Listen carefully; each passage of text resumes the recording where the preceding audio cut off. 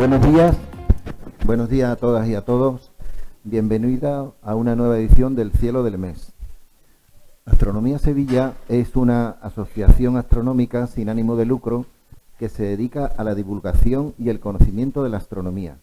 Tenemos muchas actividades y entre ellas está esto de El Cielo del Mes. El Cielo del Mes son conferencias de astronomía. Todos los meses se habla de las efemérides, generalmente el último sábado del mes o el primer sábado del mes entrante, del mes en curso. Por ejemplo, ahora se van a dar las efemérides del mes de octubre. Y aparte, pues muchos meses también habrá conferencias científicas, la mayor parte de ellas de ámbito de astronomía. Vale, perdonad, que todavía no me he jubilado del todo. Bueno, en estos días está teniendo lugar una confraternización especial en el ámbito espacial y astronómico.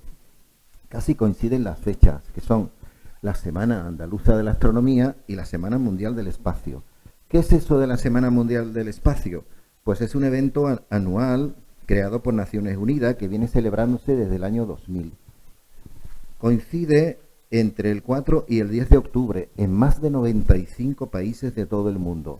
Este 4 de octubre de 1957 es cuando se puso en órbita el satélite Sputnik 1. Y el 10 de octubre de 1967 es cuando se firmó el Tratado del Espacio Exterior. Entonces, cada año, pues nos convocan y igual que estamos haciendo ahora, pues se está haciendo en todo el mundo. La Semana Mundial del Espacio se define como una celebración internacional de la ciencia, de la tecnología y su contribución al mejoramiento de la condición humana. Para la Semana Mundial del Espacio 2024, en el que estamos, el tema elegido es el espacio y el cambio climático, donde destaca la repercusión transformadora de la tecnología espacial en nuestra lucha contra el cambio climático y resalta el papel proactivo que desempeña la exploración espacial en la mejora de nuestra comprensión y gestión del clima de la Tierra. Ese es el símbolo y ahí veis pues mucho verde, veis mucha agua y veis algunas formas de obtención de energía renovable, y esa tecnología del espacio también repercute en beneficios para la humanidad. La Semana Andaluza de la Astronomía es un evento anual promocionado por la RADA, la Red Astronómica de Asociaciones Andaluzas, a la que pertenecemos, que este año se celebra del 1 al 5 de octubre, cuyo fin es aglutinar y promover a las asociaciones astronómicas de toda Andalucía con el fin de dar a conocer, a través de la astronomía, a la población andaluza, el cielo y el espacio en general. Entre las actividades del proyecto consta la de realizar una presentación a la población de nuestras asociaciones mediante la observación pública utilizando telescopios, teniendo una visibilidad en un lugar público y concurrido de cada ciudad, donde se celebrarán la actividad el mismo día y en conjunto. Estamos además dentro del Foro del Espacio del Ayuntamiento, porque desde hace casi un año Sevilla es la capital de la Comunidad de Ciudades Arián. Y todo el año se están haciendo muchas cosas. Todas estas empresas del ámbito espacial, asociaciones astronómicas, universidades. Ahí estamos nosotros. En esta semana estamos asociados con nuestros compañeros de Astromares, de Tomares, y estamos haciendo pues las actividades de la Semana Mundial junto a las actividades de la Semana Andaluza. Ayer hicimos en Tomares, pues junto con los compañeros en un colegio, pues hicimos esto que veis aquí. Hubo charlas sobre temas astronómicos, hubo una exposición de astrofotografías y también hubo una plantada de telescopios. Y hoy aquí pues tendremos dos conferencias de astronomía y tendremos después, cuando acabemos, ahí en el trocito adjunto de verde del Parque de los Príncipes, una plantada de telescopios solares. Vamos a plantar, si sale todo bien, hasta 6 telescopios, con los cuales podemos ver con filtros adecuados el Sol, y entenderéis un poquito cómo es nuestra estrella, la que nos da vida. Y ahora, sin más dilación, me gustaría presentar a los dos ponentes de hoy, que los llamo a estrado. Por favor. Ernesto Garrido y César Bernal. Ernesto Garrido a mi izquierda, César Bernal a mi derecha. Empezamos por Ernesto. Ernesto es ingeniero informático de la Universidad de Sevilla. Aunque siempre le ha gustado la astronomía, dice que la descubrió tarde, pero le apasiona aprender cada día algo más del universo y compartirlo. No tiene relación profesional con la astronomía, se considera un aprendiz, como buen hombre humilde y sabio, y conforme voy aprendiendo más, me doy cuenta de lo poco que sé y lo pequeño que somos. Tiene un telescopio refractor, un ED80, con el que hace algún tiempo viene mirando el cielo, pero lo tiene un poquito olvidado. Dice que quiere quitarle el polvo y darle salida, aunque él maneja muy bien nuestros telescopios, los que pertenecen a la asociación. Ernesto es de la directiva de Astronomía Sevilla y ayuda mucho con su Dobson en las plantadas, en todos los problemas que tenemos. Hoy hablará de efemérides, es decir, los eventos astronómicos del mes de octubre. Contarás noticias, algunas, y además al final pues nos dará una guía para la plantada de telescopios solares. Y a mi derecha pues tengo a César Bernal. César Bernal es ingeniero de software y actualmente está trabajando en una compañía de ciberseguridad. De forma paralela está acabando los estudios del grado en matemáticas por la UNED. Pronto hará el máster en astronomía y astrofísica e intentaría trabajar en el Instituto Andaluz de Astrofísica o en un observatorio profesional, si pudiera. Es aficionado desde pequeño y con más intensidad durante el grado de matemática. Además de pertenecer a nuestra asociación astronómica, es miembro de la Real Sociedad Matemática Española y de la Sociedad Española de Astronomía.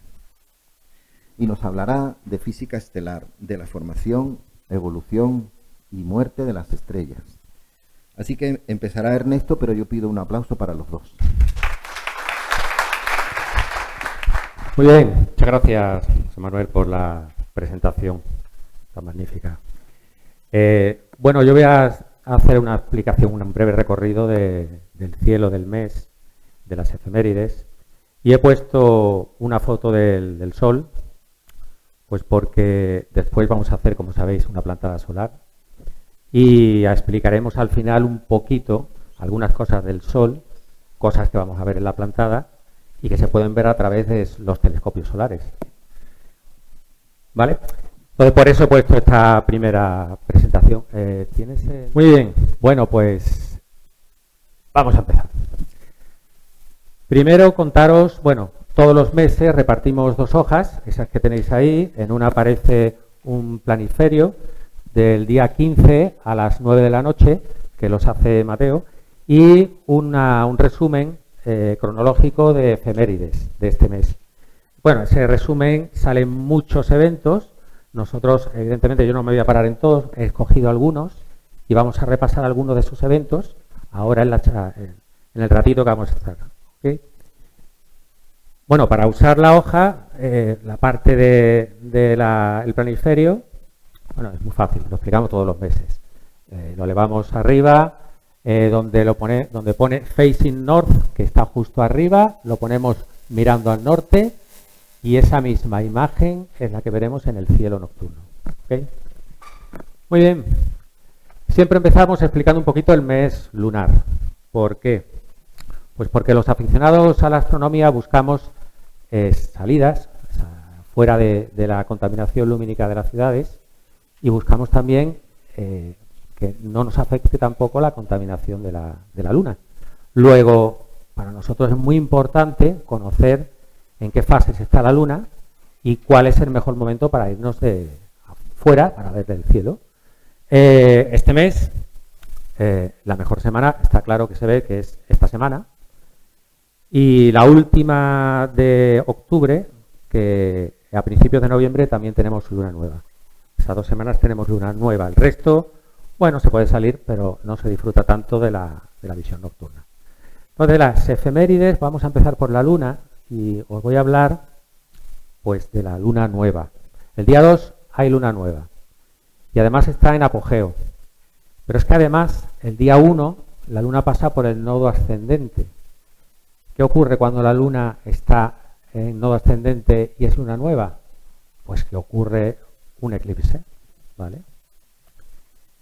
Pero es que además ocurre que está en apogeo, con lo cual ese eclipse que va a haber va a ser un eclipse anular, es decir, la luna va a estar lo suficientemente lejos para que veamos más de la corona solar.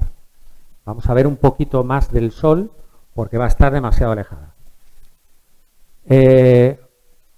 ¿Cuándo se considera que está lo suficientemente lejos para que el eclipse sea anular?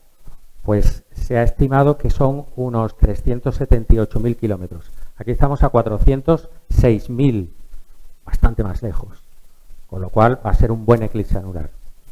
Un eclipse anular que, por desgracia, no lo vemos desde aquí.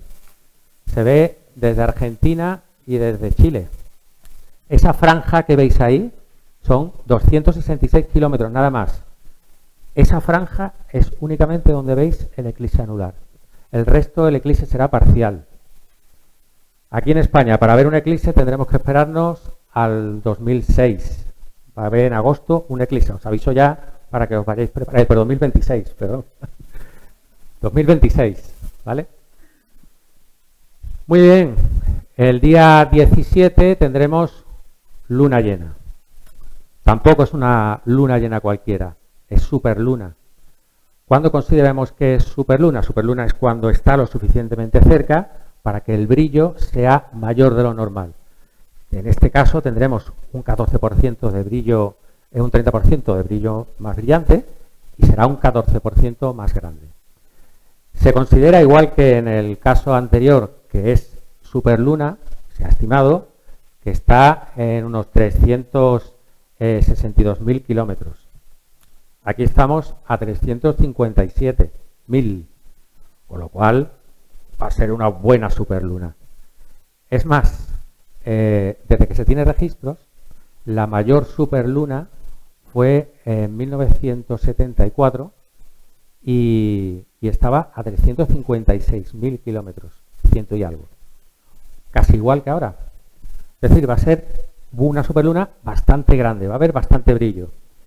Y además ocurre otra cosa, y es que no es este año de la casualidad que tenemos 4 superlunas seguidas. Ha sido superluna en agosto, ha sido superluna en septiembre, luego va a ser ahora en octubre, lo ha sido, ya ha sido el día 2, y el 15 de noviembre también lo será. Pero de todas, la mayor será, bueno, la mayor será ahora en el 17 de octubre. ¿Ok? Muy bien, seguimos.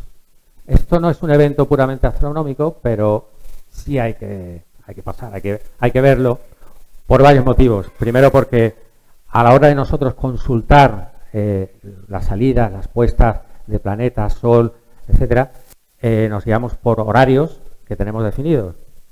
Entonces, estos horarios de las puestas y las salidas de Sol, por ejemplo, se ven afectados por el cambio de horario. Si os fijáis, el día 15, esto sacado del día 15, esto tiene luz, ¿verdad? ¿La luz es aquí? ¿O aquí? Aquí. El día 15, el crepúsculo astronómico, es decir, ya cuando se hace noche oscura, es a las 21:15. Y el día 27, con el cambio de horario, que pasamos de GMT+2 a GMT+1, es decir, las 3 serán las 2, va a anochecer antes, curioso, bastante antes, no un poquito antes, sino bastante. Aquí es interesante, os voy a comentar la diferencia entre crepúsculo astronómico, crepúsculo náutico y crepúsculo civil. Si os fijáis, aquí salen como 3 banditas, ¿lo veis aquí? La primera bandita, la bandita más clara, esto es zona del Sol, aquí es donde el Sol está en el cenit, y esto es cuando el Sol se pone. Esta bandita, que es el crepúsculo civil, es cuando el Sol está por debajo del horizonte de 0 a 6 grados. De 0 a 6 grados todavía no vais a ver nada de las estrellas, porque todavía hay bastante claridad. Con lo cual, a partir de los 6 grados, comienza el crepúsculo náutico desde los 6 a los 12 grados. Y se llama crepúsculo náutico porque es el momento en el que las estrellas de los antiguos navegantes usaban para navegar. En este caso, pues el caso de la polar y algunas estrellas más brillantes del cielo. Y a partir de 12 grados hasta los 18 grados, que dura otra media hora, todas duran más o menos media hora, es el crepúsculo astronómico. Y este crepúsculo ya aparece en el resto de las estrellas hasta llegar a la noche abierta. Una cosa más que quería contar del cambio de horario. Como sabéis, se ha abierto un debate sobre si interesa o no interesa hacer cambios horarios. Este debate se ha llevado a la Comunidad Económica Europea. Al final se ha determinado que cada país haga una especie de consulta interna y en España, según el último BOE, lo que está publicado, tendremos cambios de horario hasta el 2026. Con lo cual, lo que no sé es si nos quedaremos con horario de invierno o verano. Muy bien, vamos a ver los planetas. Para ver los planetas he usado esta carta de visibilidad del cielo. En esta carta de visibilidad viene muchísima información. Viene la información de todos los planetas por donde pasan, dónde están, cuando salen, cuando pasan por el orto, cuando se ponen. Además, si están en máxima elongación, en oposición. Esta carta es muy interesante y yo la he querido aprovechar para contaros un poquito cómo funciona la carta de visibilidad de planetas. En la parte aquí vertical tenéis los días y los meses. Y aquí en la parte horizontal vais a tener las horas. Si nos centramos en el caso de octubre, que es este de aquí, además, bueno, esta es solo la parte de las horas, pero con las horas hay un detalle, y es que nosotros, esta carta, este horario, si os fijáis, está cogiendo horario GMT. No hay cambio de horario aquí ninguno, ¿lo veis? Y además está con latitud 40 grados. Eso significa que para nosotros usar la carta y ver la posición de los planetas, tenemos que hacer un pequeño ajuste. Y este ajuste será, primero, el cambio horario, es decir, GMT tenemos que quitarle 2 horas al principio de mes, a partir del 27, 1 hora, al horario que aparece aquí, y además hay que hacer un pequeño ajuste con respecto al meridiano. Es decir, el meridiano de Greenwich, es GMT, es este de aquí, y nosotros estamos aquí, Sevilla. Sevilla estamos a 6 grados. Hay que hacer un ajuste de 4 minutos por cada grado, con lo cual tendremos que sumar después 24 minutos.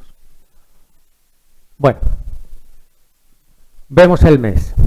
Primero, el inicio del crepúsculo. ¿Cuándo es? Aquí es donde el sol se pone, el crepúsculo civil, y aquí tenemos crepúsculo astronómico. A partir de aquí ya comenzamos a ver todas las estrellas. En el crepúsculo civil, justo después, ¿veis? Está la puesta de Mercurio. Mercurio no va a ser visible este mes. Va a estar muy bajo y además muy cerca del Sol, con lo cual no vamos a tener visibilidad de Mercurio. Sin embargo, Venus sí va a estar visible al principio del mes, durante la primera semana antes del crepúsculo astronómico, por el suroeste, y al final, en el oeste, al final podremos verlo después del crepúsculo astronómico. Aquí estará más alto y será más fácil verlo. Lo interesante de Venus es que Venus, para el que no lo sepa, tiene fases, igual que Mercurio, y podemos ver, igual que la Luna, podemos ver esas fases. Esas fases, para poder verla, bueno, no hace falta un telescopio de grandes dimensiones, uno de 4 pulgadas, y con 50 aumentos es suficiente para poder verlas. Siguiente planeta, Marte. Marte tiene la salida a casi a medianoche, ¿lo veis? Pasando ya el primer tercio de la noche. Y el tránsito, es decir, el punto más alto que va a alcanzar en el cielo, lo tenemos ya de madrugada, después del crepúsculo. Marte tiene también algo muy interesante para observar, y es el casquete polar, esta zona blanca de aquí. Para poder verla, bueno, va a ser más complicado porque para Marte necesitaremos de 6 a 8 pulgadas, telescopios mayores, y aumentos por lo menos de 100 aumentos mínimo para poder verlo. Júpiter, la salida de Júpiter la tenemos al principio de la noche y el tránsito, el punto intermedio, el punto más alto que estará, será ya el último tercio de la noche, casi el final. Júpiter, interesante pues ver la gran mancha roja y las bandas. Un planeta muy grande, con 4 pulgadas se puede ver perfectamente y con 80 aumentos se distingue perfectamente la mancha roja. Saturno, pues Saturno también estará visible este mes. Tenemos que estará en tránsito en el punto más alto al principio de la noche, antes de la medianoche, y su puesta será en el último tercio de la noche. Y Saturno, pues lo más interesante, es un espectáculo verlo, lo recomiendo, es la división de Cassini, esta división entre dos bandas de aquí de uno de los anillos, anillo A y anillo B. Lo que pasa es que para ver esa división de Cassini necesitaremos primero un telescopio de 6 a 8 pulgadas mínimo, 100 aumentos, y que Saturno no esté como está ahora, que está muy de perfil, ¿lo veis? Está apuntando un compañero de Luis y veis como Saturno tiene el anillo casi en horizontal. Tenemos que esperar que Saturno cambie de posición otro año y veamos el anillo de frente para poder observar eso bien. Vale, del papel pues he escogido las conjunciones de la Luna con los planetas. La conjunción con Venus, bueno, la recomiendo que la veáis, va a estar muy interesante. No está demasiado cerca, está a 3,6 grados. Lo vais a poder ver con unos prismáticos de 15×70, va a entrar en el ocular. La Luna va a estar muy poquito iluminada, va a ser el día 5, con lo cual poco después de la Luna nueva, es decir, hoy. Así que esta noche, sin faltar, os vais a mirando al oeste y podréis ver esta conjunción que va a ser estupenda. ¿Dónde estará el mapa de la carta que os he explicado antes? Pues vamos a ver. Si tenemos que esto es a las 20:54, lo pasamos a horario GMT, 2 horas más tarde, y le metemos, añadimos los 24 minutos de aquí de Sevilla, será más o menos a las 19:18, es decir, estaremos aquí. Y esta es la puesta de Venus. ¿Veis? Que no queda mucho para que se ponga. ¿De acuerdo? Seguimos. El día 14 tenemos una conjunción con Saturno muy cerquita, 0,9. Bueno, muy cerquita. Además, la Luna va a estar muy iluminada. Saturno, aunque pasó por oposición el 7 de septiembre, va a ser, no está demasiado iluminada, está a 0,7 de magnitud. Y sobre todo lo que más influye es que, bueno, esto va a coger en este punto. Es decir, todavía no se ha producido el crepúsculo astronómico, con lo cual va a haber mucha iluminación de la Luna, mucha iluminación del cielo. Va a ser complicado verlo, pero bueno, reto a alguien que lo intente. Día 21, Luna y Júpiter. Tenemos todavía la Luna bastante iluminada, pero Júpiter tiene de magnitud -2, está bastante iluminado. Y Júpiter este mes, las 2 primeras semanas, va a estar en estacionario y las 2 últimas comenzará el movimiento retrógrado. ¿Vale? Y estará, pues si lo vemos en la carta, hacemos lo mismo, misma operación, 8:10, restamos las 2 horas de GMT y le sumamos los 24 minutos, estará por aquí. Es decir, posterior al crepúsculo. También va a estar complicado ver eso. Pero Júpiter está muy iluminado, tiene magnitud +2. Bueno, con lo cual será más posible que veamos esto que Saturno. Día 24, conjunción con Marte. Ya la Luna está en cuarto menguante, 54,5 de iluminación. Y bueno, está a 3,8 grados. Cabe perfectamente en unos prismáticos de 10×50 y de 15×70 también, para que lo queráis observar, pongo prismáticos. Y va a estar en ese momento justo después de la salida. ¿Veis? Esto lo vais a ver por el este y saliendo por el este va a estar muy cerca del horizonte este ahora. Podéis esperar un poquito que esté más arriba y lo veréis un poquito mejor en otro mes. Muy bien. No podía saltarme este mes el evento más famoso, es el cometa Chuchistán. Yo no lo sé pronunciar bien, ¿eh? Yo no sé cómo se pronuncia porque es chino. El nombre viene del observatorio donde se descubrió en el 2003, que fue un observatorio chino que se llamaba así, Chuchistán, en un programa que se llamaba el programa Atlas, por eso se le ha puesto ese nombre.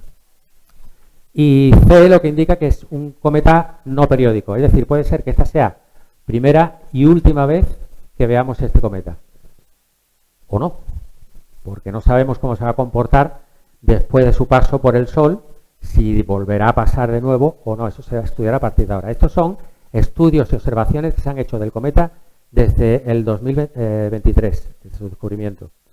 Este cometa se ha ido acercando progresivamente hasta llegar a el 27 de septiembre, que fue el perihelio del cometa, fue el momento en el que estaba más cerca del Sol. En aquel momento hay compañeros que por la mañana estaba visible todavía, muy temprano, solo 10 minutos, muy poquito tiempo, a las 7:30 o por ahí. Y con prismáticos se podía ver. Yo me levanté una mañana para verlo. Y la verdad es que está muy chulo, porque cuando se acerca cualquier cometa al Sol, la cola se alarga, porque los cometas van perdiendo muchos más restos y se degradan mucho más cuando pasan cerca del Sol. Del 2 de octubre hasta el 9 de octubre va a estar muy cerca del Sol y no va a estar visible. Pero el 7 de octubre nosotros no lo podremos ver porque va a estar demasiado cerca. El 7 de octubre hay una sonda, se llama SOHO, una sonda solar, que a través de esa sonda sí podremos saber si el cometa ha sobrevivido y cómo ha sobrevivido. Porque no sabemos la primera vez que va a pasar por la zona por cerca del Sol y no sabemos cómo se degradará, si llegará a su límite de supervivencia o sobrevivirá. Lo que sí está claro es que en este momento se va a iluminar muchísimo más. No sé si lo veis como una espícula aquí arriba, eso es lo que le llaman el scattering. El scattering es que la cola del propio cometa se alinea desde el punto de vista de observación de la Tierra y aumenta, digamos, la magnitud, el brillo. Aumenta mucho. Fijaros que ha aumentado, esto es un esquema de la magnitud y del brillo del cometa. Está aumentando hasta llegar a casi, supera el 0 y a casi -1. Bueno, como sabéis, el brillo, cuando cada vez que es menor, el número cuanto más negativo es, más brilla. Y cuanto más positivo es, menos brilla. Esto está todo al contrario. ¿Vale? Ese fenómeno de scattering se irá perdiendo conforme vaya girando alrededor del Sol, ¿vale? Y el día 12 de octubre ya estará por aquí. Es decir, estará en la posición más cercana a la Tierra. La Tierra está aquí y el cometa pasará por aquí. Estará a más o menos 0,5 UAS, es decir, la mitad de la distancia de la Tierra al Sol. Y aunque está bastante cerca y todavía estará bastante iluminado, desde nuestra latitud, por desgracia, no lo podremos ver. Tendremos que esperar un poquito hasta el día 15, que empezará a aparecer por el oeste. En septiembre lo hemos visto por el este y al amanecer, y aquí aparecerá por el oeste y al anochecer. El día 15 va a estar todavía muy cerca del horizonte, estará visible unos pocos minutos y desaparecerá, pero conforme vayan pasando los días, irá elevando su posición, irá perdiendo también cola y brillo, pero por ejemplo el día 17 y 18 pues ya va a estar a una altura suficientemente alta y con brillo, todavía conservando bastante brillo, y yo creo que va a ser muy interesante que aprovechéis, saquéis unos prismáticos y lo intentéis buscar. A partir del 20 ya dejará más o menos de verse. Aquí lo que se prevé es que la magnitud ya esté cerca de 6 y aquí la magnitud pues pueda estar alrededor de 3, más o menos, o 4. ¿Vale? Tarea pendiente, el cometa. Lluvias, este mes es muy prolífico en lluvias, hay un montón de lluvias, pero todas muy débiles. He querido pararme solamente en 2 de ellas. Las dracónidas, primero por un motivo, son muy impredecibles. Las dracónicas, aunque diga que solo tiene 5 meteoros por hora, puede ocurrir que lleguemos a 10, 15 o incluso 20 meteoros por hora. No, ya ha habido años que ha sido muy diferente a lo que se ha previsto, a lo que ha ocurrido, a lo que haya ocurrido. Los meteoros de las dracónidas, además es de los meteoros más lentos que hay, va a 22 kilómetros por segundo. Eso es lentísimo, es decir, vaya a verlo un rato hasta que desaparece, va a tardar. La luna va a estar poco iluminada, con lo cual eso es positivo, eso es bueno, y el radiante estará en la constelación del Dragón, es decir, muy al norte. ¿Vale? La cabeza del dragón es esta, y aquí está Tanín, estará más o menos por ahí. Lo suyo es no mirar justamente la zona del radiante, sino los alrededores, que es donde aquí en el radiante seguramente no veréis casi ninguno, casi todos estarán alrededor del radiante. Bueno, esta lluvia de estrellas se produce por este cometa, el cometa 21P Giacobbi-Zimmer. Este cometa es periódico, como veis, la P, y nosotros vamos a ver los restos del cometa que pasaron en el 1852 y en el 1859. Este cometa es periódico y tiene una periodicidad de 6,6 años. Estos son 2 pasadas que hizo y hay una diferencia de unos 6,6 años. Pero claro, a partir de aquí ha pasado muchas otras veces. Pero esos restos no han pasado por la órbita que va a cruzar la Tierra, por lo cual no lo vamos a ver. De hecho, el último paso de este cometa fue en el 2018 y seguramente el siguiente paso será en el 2025. Y la otra lluvia de estrellas interesante de este mes son las Oriónidas. Las Oriónidas, por desgracia, vamos a tener bastante contaminación lumínica de la Luna, nos va a fastidiar un poquito, va a estar muy cerca además, fijaros, está la Luna aquí y las Oriónidas aquí. Sin embargo, estos meteoros son interesantes, por eso me quería parar aquí, porque igual que los otros eran de los más lentos que hay, este es de los más rápidos. Y los meteoros van a 66 kilómetros por segundo. Y las Oriónidas, el cometa que las origina es un cometa también periódico, muy famoso, el cometa Halley, que pasa cada 75 años. El último paso fue en el 1986, que sean más viejos como yo, pues lo habrán vivido. Y el siguiente paso se prevé que sea en el 2061, creo que es. Muy bien, pues vamos a hacer un breve resumen del cielo, de lo que vemos en la noche nocturna. Yo ahí en las hojas, vosotros tenéis el planisferio del día 15 a las 9, yo me he ido un poquito más atrás. He cogido a las 12. A las 12, si os fijáis, tenemos en el meridiano del lugar, el meridiano celeste, que parte la cúpula celeste en 2 partes, este y oeste, que va de norte a sur. Aquí una constelación que forma un asterismo característico de este mes. Cada época, cada época del año tiene un asterismo característico. En esta es este cuadrilátero magnífico que lo vais a tener en vuestras cabezas en el cenit, arriba del todo. Este cuadrilátero es de la constelación de Pegaso. Son todas estrellas de la misma magnitud, muy parecidas. Son todas de magnitud de orden 2 y algo. Unas un poco más brillantes, otras menos. Y lo interesante es que este cuadrilátero son asterismos que usamos cuando hacemos salida nocturna para orientarnos en el cielo y ubicarnos con respecto al resto de las estrellas. El triángulo del verano ya ha pasado, El triángulo del verano está aquí y por aquí se empieza a aparecer todas las constelaciones de invierno y el hexágono de invierno. ¿Vale? Y esto es el cielo que veremos ahora en otoño. Las 4 estrellas son Chit, que esta es la beta de Pegaso, es una tipo M, este numeraco de aquí, después cuando esté César, ya César os explicará qué significa la M. Yo os adelanto que es una gigante roja y es una estrella que ya ha salido de secuencia principal, es decir, ha acabado todo su hidrógeno y está empezando a consumir helio. Y bueno, eso significa que ya está acercándose a su muerte. Ya lo explicará César. Markup es la alfa de Pegaso, es una blanco-azulada. Esta sí está en secuencia principal. Veis el 5 aquí, esto que está en secuencia principal.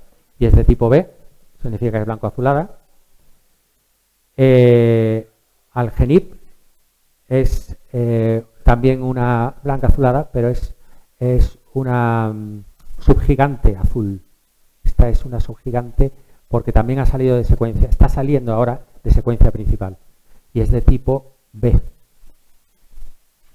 Y por último, Alperaz, que igual que Algenib, es una subgigante azul, está saliendo de secuencia principal y es de tipo B. Alperaz, además, esta es la gamma y esta es delta de Pegasus. Pero además de ser delta de Pegasus, es la alfa de la constelación de Andrómeda. Andrómeda comparte esta estrella con Pegasus. Las dos forman como si fuera una constelación gigante.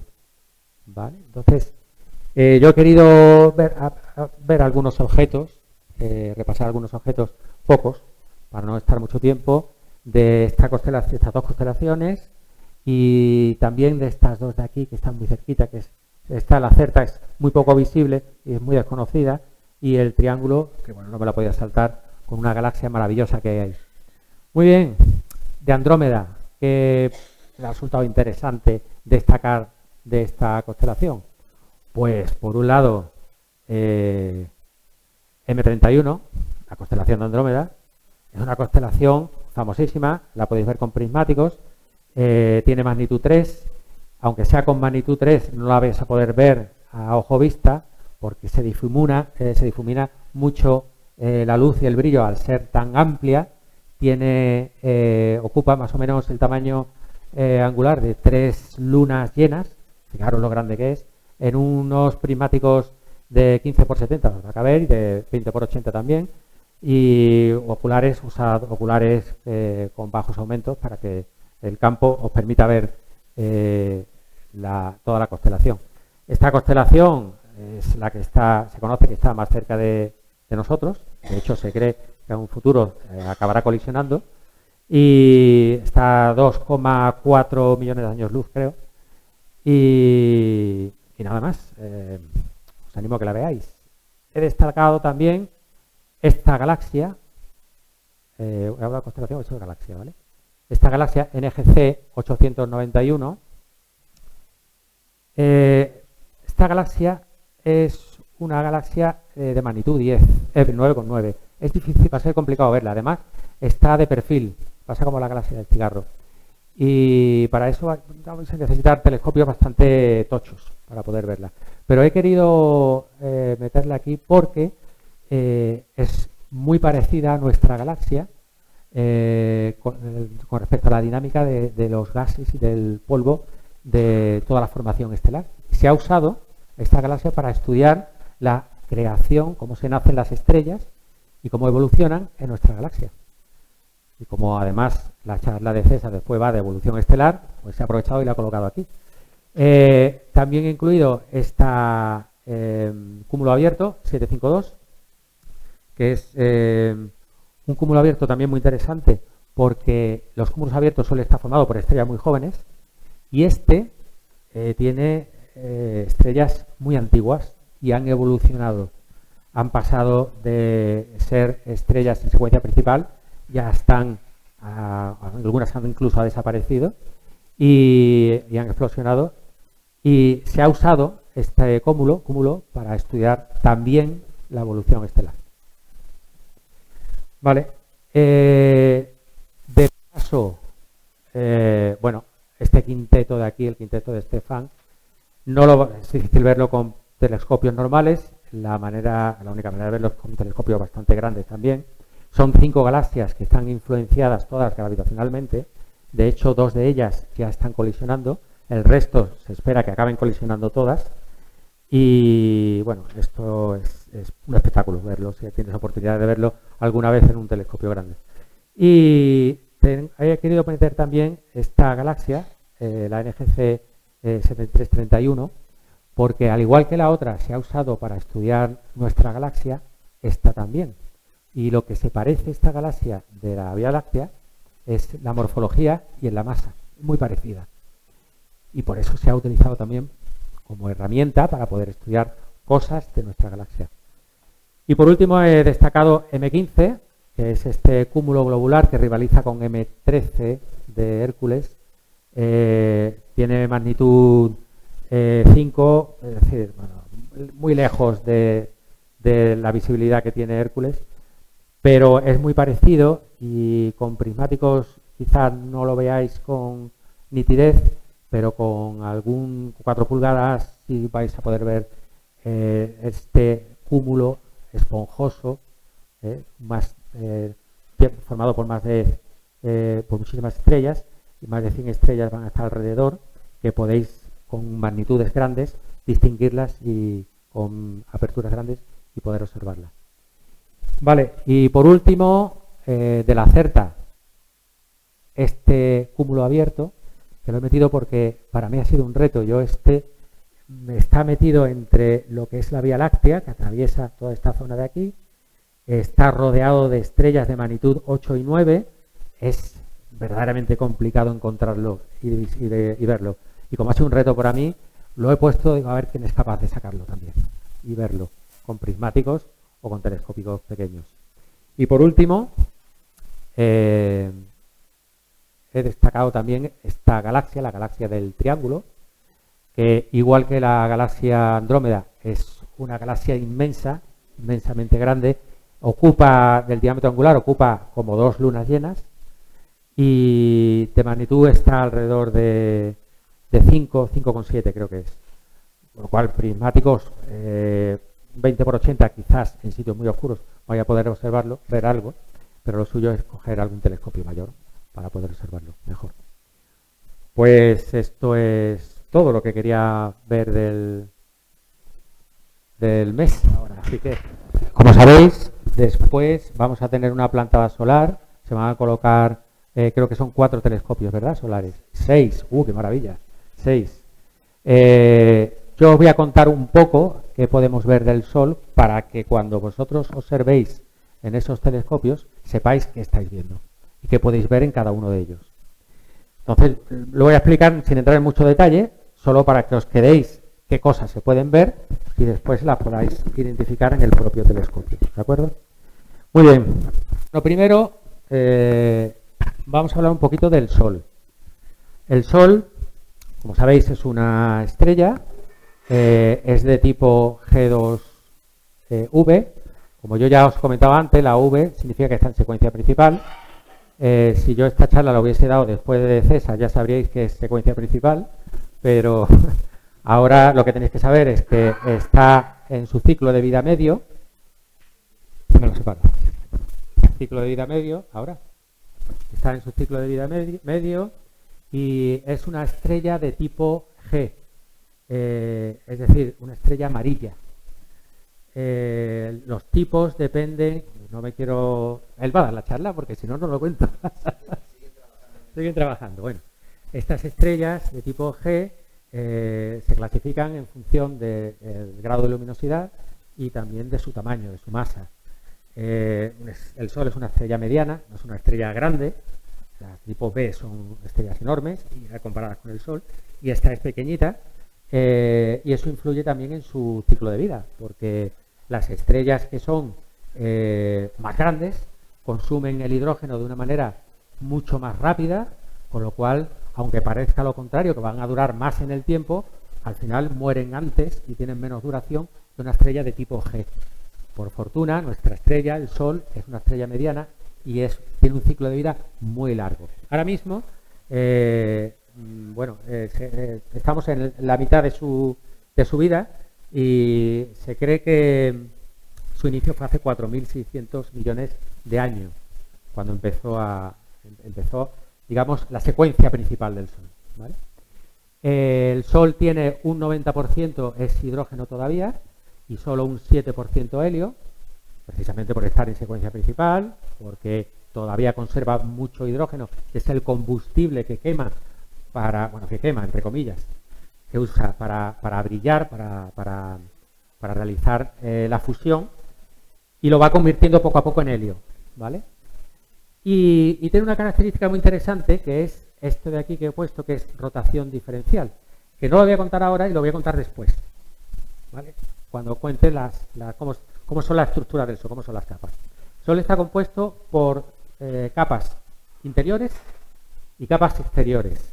Tiene 3 capas interiores, que son el núcleo, esta capa de aquí que se llama zona radiativa y esta de aquí que se llama zona convectiva. El núcleo está sometido a una gran temperatura y a una gran presión y necesita toda esa temperatura y toda esa presión para producir la fusión nuclear y convertir los átomos de hidrógeno en helio. Esas reacciones nucleares es el corazón del Sol, es el motor del Sol.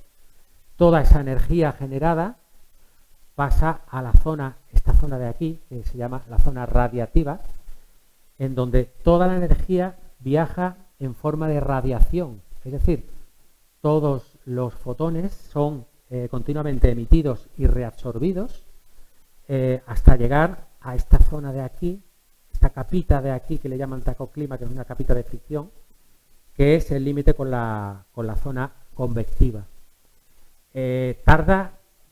Para pasar de esta capa hasta aquí, tarda miles de años, muchísimo, porque no sigue una línea recta, sino que los fotones van saltando de electrón, van reabsorbiéndose en cada ión por el plasma hasta llegar a la zona convectiva. La zona convectiva está compuesta, aquí la energía se transmite desde esta capa del final a la superficie mediante flujos de convección. Es decir, son flujos de plasma que se calientan aquí en el fondo. Esto es como si tuviéramos una olla puesta llena de agua caliente. La zona del hornillo de inducción sería esta, y el agua caliente sube para arriba cuando entra en ebullición, llega a la superficie y vuelve a bajar. Pues ese mismo movimiento es el que ocurre en la zona convectiva. Todo el plasma se calienta, sube hasta esta zona de aquí, hasta el borde exterior del Sol, y a continuación de las capas interiores, y a continuación se enfría y vuelve a bajar, ¿vale? Ese transporte del calor es mucho más eficiente y tarda algunos días nada más en su recta. El núcleo, para que os hagáis una idea, tiene un radio, es de una distancia más o menos, diámetro, perdón, de 175.000 kilómetros, es decir, como la mitad de la distancia de aquí a la Luna, más o menos. La zona convectiva es como la distancia de aquí a la Luna, tiene unos 400.000 kilómetros, y esta zona convectiva tiene un poquito menos, solo son 100.000 kilómetros, ¿vale? Bueno, pues a partir de ahí entramos en las capas exteriores. Tenemos 3 capas exteriores. Tenemos primero la fotosfera, es esta capa de aquí, muy delgada, solo tiene 400 kilómetros. Fijaros, del tamaño de las capas interiores y el tamaño, esto es como una piel que tiene el Sol, solo 400 kilómetros, es casi de aquí a Madrid.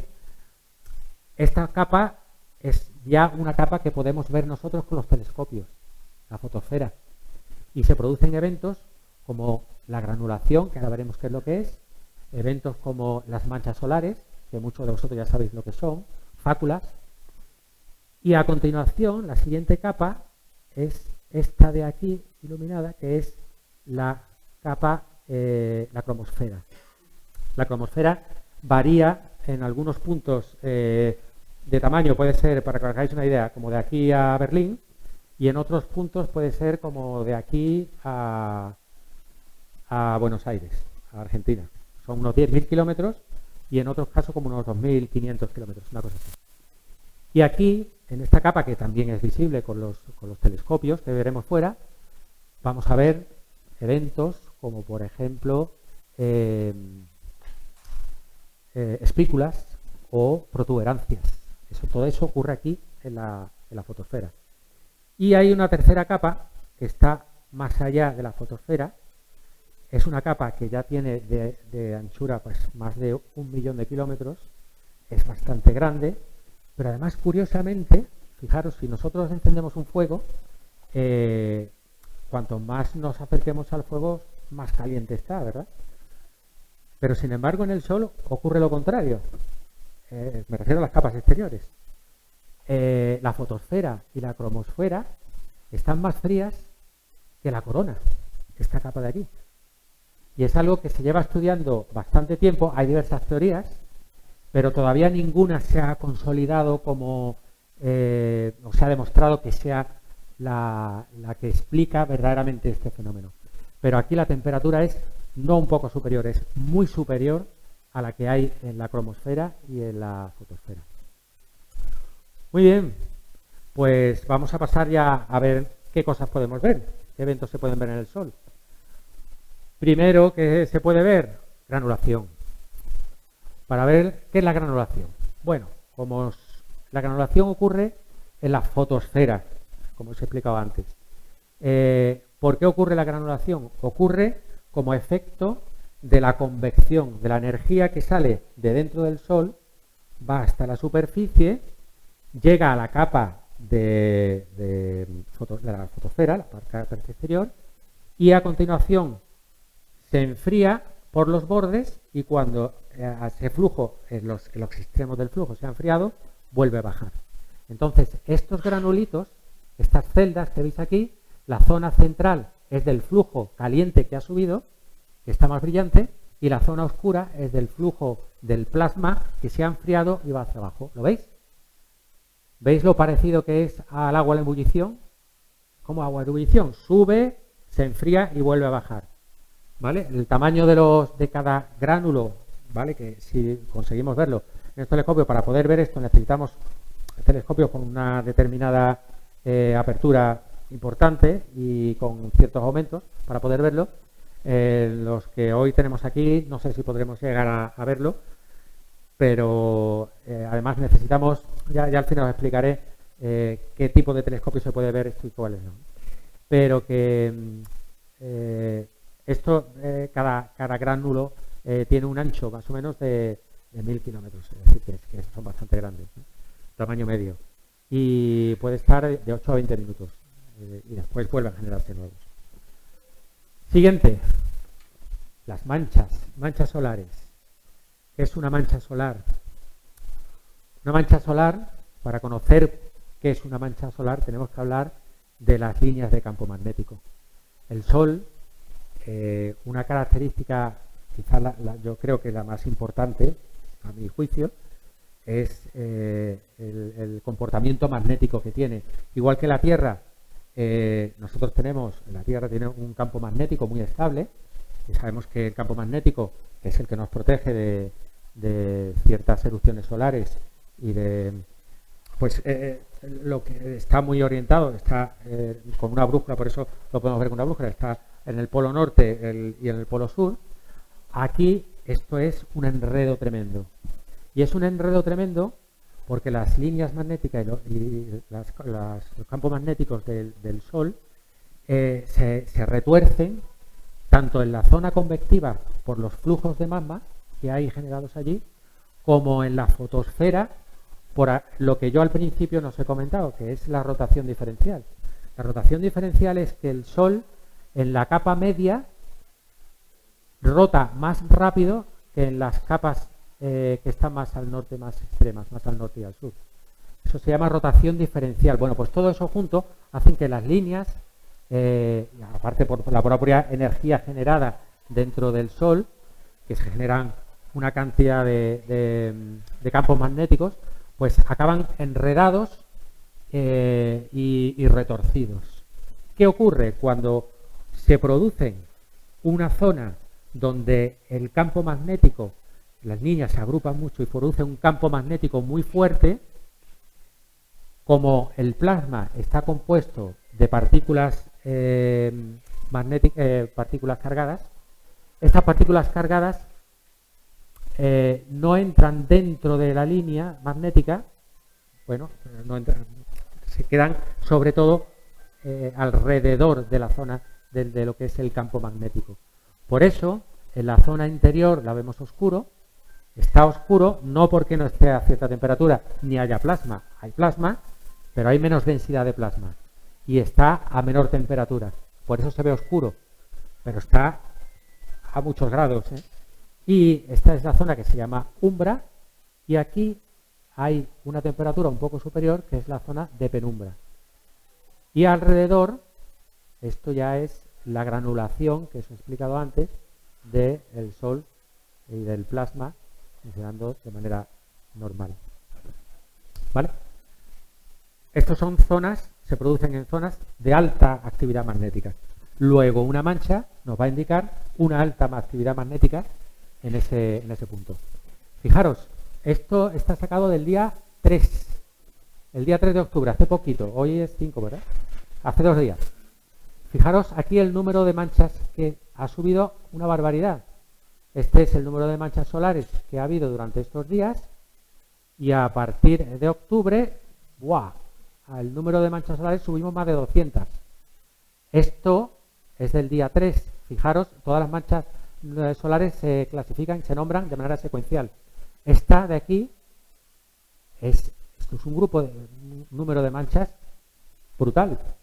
Estamos en un periodo de gran actividad magnética y de gran actividad solar.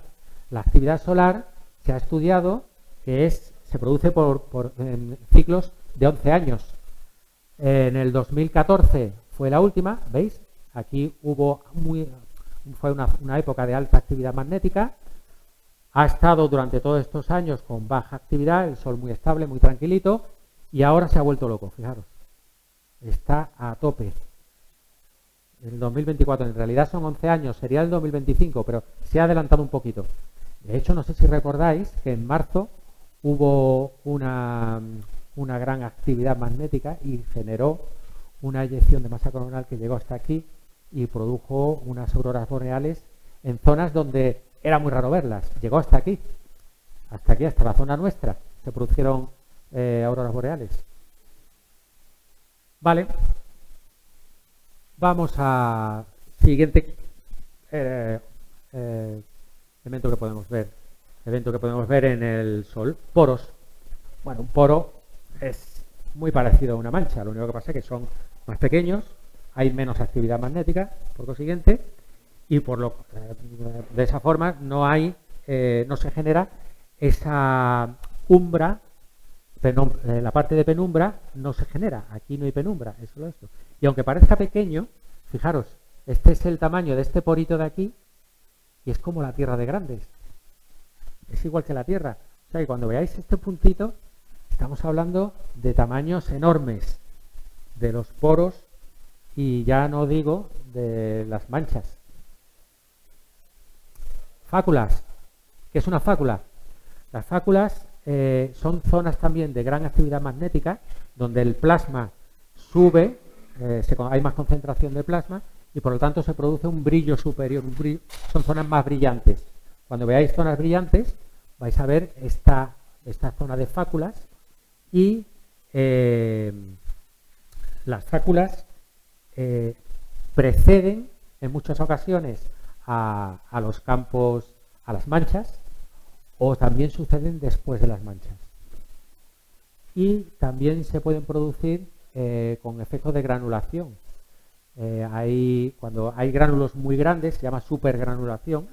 En la supergranulación el plasma sube de manera muy rápida, se enfría y baja de manera rápida, y al bajar tan rápido la zona enfriada genera como aperturas entre gránulo y gránulo, que permite salida de que emerjan campos magnéticos y que se produzcan fáculas, que son zonas más brillantes. Es decir, lo que tenéis que quedaros es que cuando veáis en el telescopio una zona brillante, estáis viendo una fácula.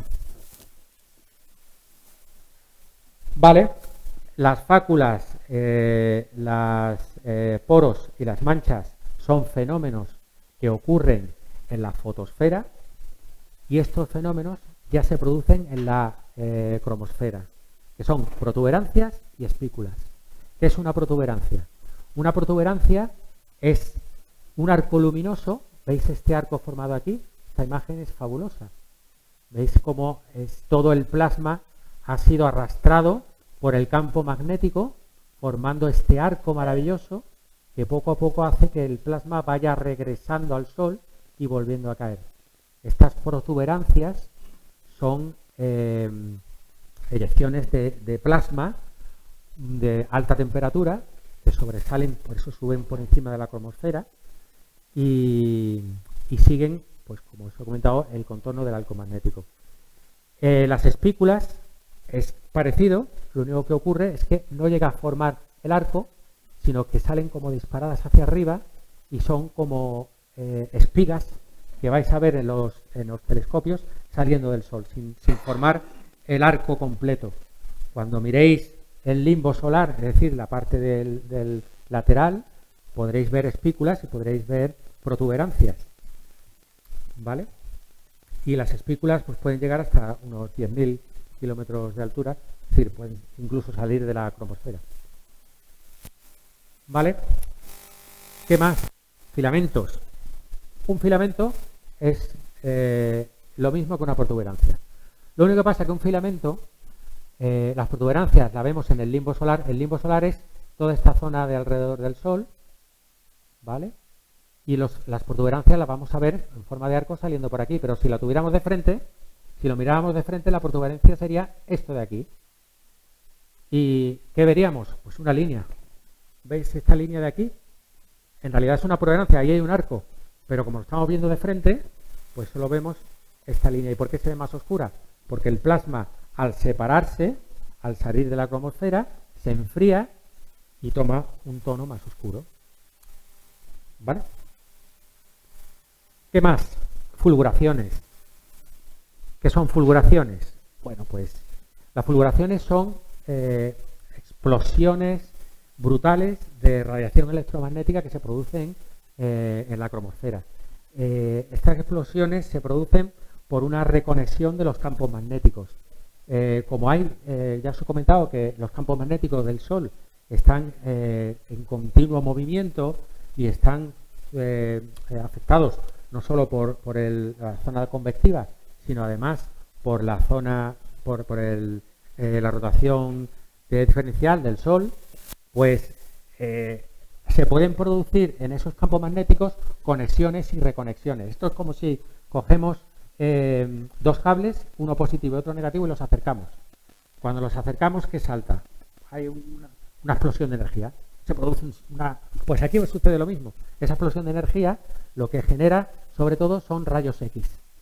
No solo rayos X, rayos gamma, casi todo el espectro genera pero sobre todo lo que más contiene lo que más genera son rayos X. Y se clasifican estas fulguraciones porque en función de esa explosión, de esa fulguración, del tamaño y de la duración, puede llegar a la Tierra y afectar a nosotros en varios tipos. Tipo A y B apenas afectan. Tipo C son pequeñitas, no llegan a tener efecto en la Tierra.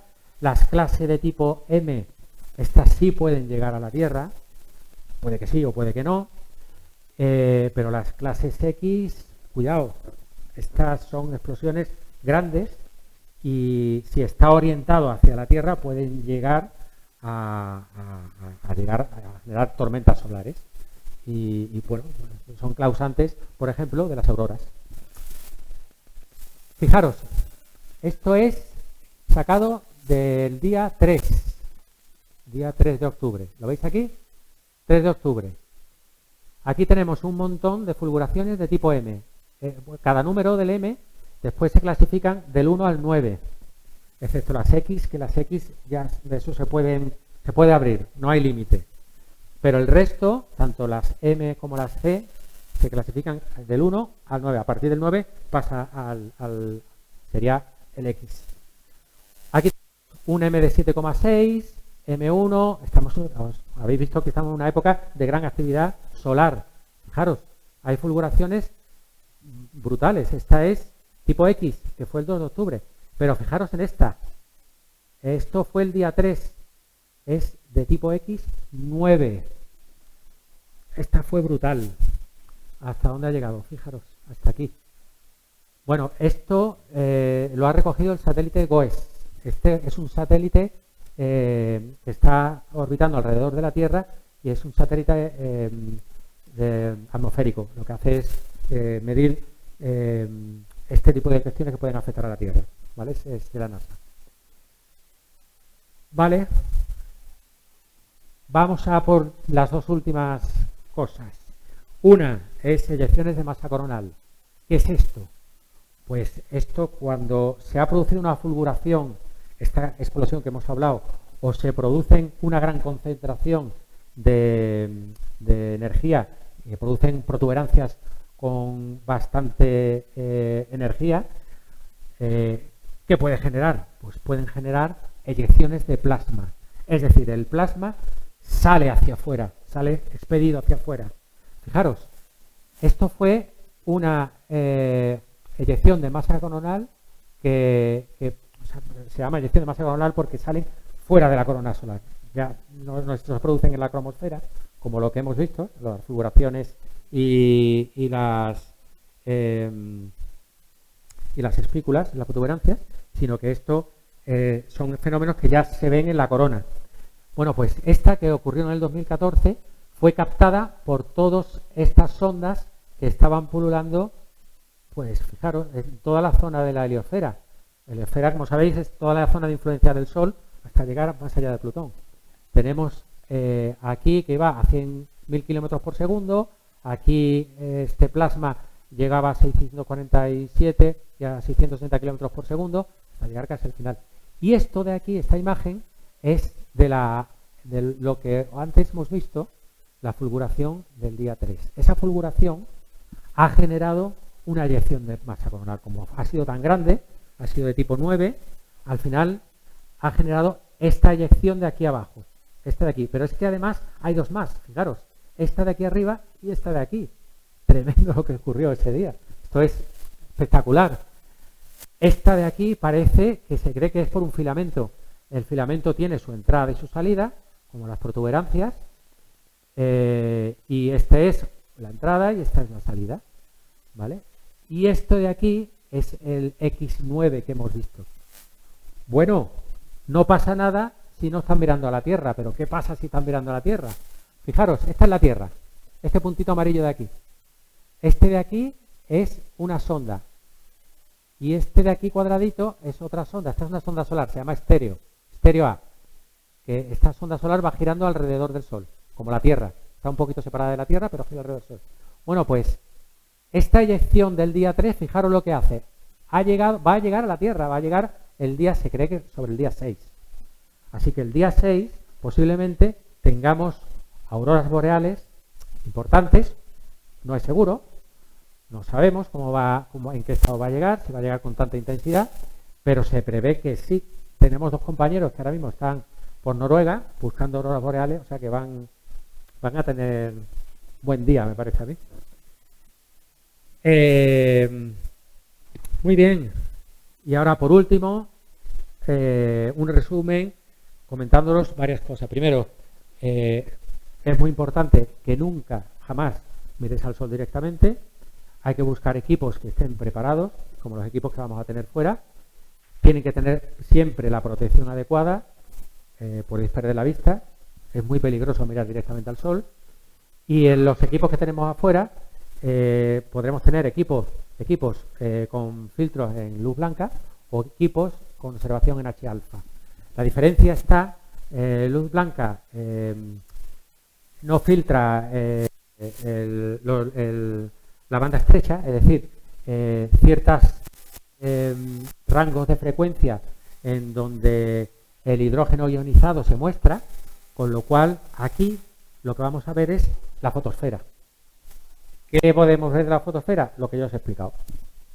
Granulación, si tuviéramos un telescopio suficientemente grande y con suficientes aumentos, manchas solares, poros y fáculas. Y en H-alfa, que H-alfa sí tenemos seguro, veremos protuberancias, filamentos, espículas y fulguraciones. ¿Vale? Esto de aquí es la visión del Sol en H-alfa. Veis aquí las manchas, estos son manchas solares, y estos en... Perdón, este es, he dicho, esto es luz blanca, perdón. Este es H-alfa. Veis aquí tanto filamentos, ¿lo veis? Por el lateral seguramente podréis ver alguna espícula. Y esto de aquí es esta mancha. Y diréis, bueno, pero si aquí me dice que H-alfa no se ven las manchas. Bueno, porque esta mancha es tan brusca, tan fuerte, tan importante, y el campo magnético generado es tan grande que afecta no solo a la zona de la fotosfera, sino que se ve también un poco reflejado en la cromosfera. Es decir, determinadas manchas sí vais a poder verlas cuando son muy intensas en la parte de la cromosfera. Y por último, y ya acabo, comentaros algunas sondas que tenemos ahora mismo activas. Son sondas que están continuamente monitorizando el Sol y de las cuales, por ejemplo, la eyección de masa coronal que hemos visto antes está sacada de la sonda SOHO, de esta de aquí, que tiene un cromógrafo. A mí la más interesante me parece esta de aquí, que es la sonda Parker, es de la NASA, y esta va a entrar en la corona solar el año que viene y se va a dedicar a estudiar la corona solar. Fijaros la temperatura que va a tener que soportar esta sonda, está preparada para ello. Tanto esta como esta tienen órbitas elípticas alrededor del Sol. La SOHO y esta que es India están en la órbita de Lagrange, en la L1, las dos, una posición privilegiada para poder ver el Sol. Esta, la SDO, está orbitando alrededor de la Tierra, pero siempre mirando al Sol, es decir, está siempre orientada al Sol. Y esta esta es la estéreo, que la hemos visto antes. Tiene la misma órbita de la Tierra, está un poco separada. En realidad eran dos sondas, estéreo A y estéreo B, y lo que pretendían es sacar una imagen tridimensional del Sol, pero en el 2014 estéreo B se tropezó y se quedaron solamente con esta, que sigue mandando datos. Muy interesantes los datos que manda, por supuesto. Y por último, esta de aquí, que es japonesa, está orbitando alrededor de la Tierra y observa sobre todo rayos X del Sol, ¿vale? Y bueno, ya está. Esta última sonda es de la ESA y es una sonda de prueba, y esta imagen está tomada con esa sonda de prueba, para que veáis las cosas que se pueden sacar de esa sonda. Así que a ver si después os acordáis de todo lo que se puede ver, y cuando estemos en los telescopios vamos identificando cada uno de los objetos que vamos a ir viendo, ¿vale? Y si no sabéis algo, pues lo preguntáis, que vamos a estar nosotros por allí. Pues nada más, gracias.